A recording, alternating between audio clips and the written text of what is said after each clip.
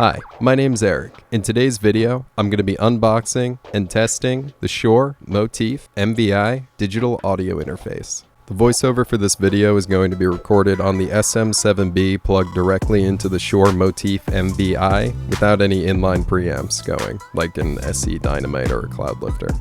In the box, you'll get 2 USB cables, 1 Type-C to micro B,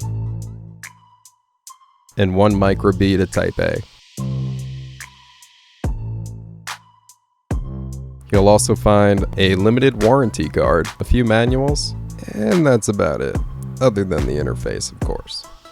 The MVI connects your microphone or instrument to your computer or mobile device to create a pretty sick portable recording studio, whenever and wherever you need it. And the interface itself, tiny, cute, adorable. The all-metal construction and density of the Shure MVI audio interface makes it feel like it could be thrown around pretty hard. The fact that there's no dials or anything on it either make me feel like if I throw it into my bag, it won't break. The mode selector allows you to go through your 5 DSP presets. These DSP presets are set by the factory by default, but you can go into a mobile device, use the Shure MOTIV Plus app to edit them. You press the headphone button. When it's lit up, it allows you to adjust your headphone gain. When it's not lit up and the lights are green, it means you're adjusting your microphone gain.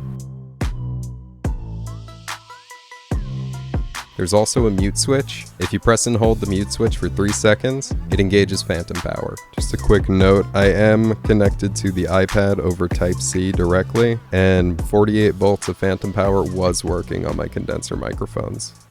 So that's pretty cool. Thanks for watching.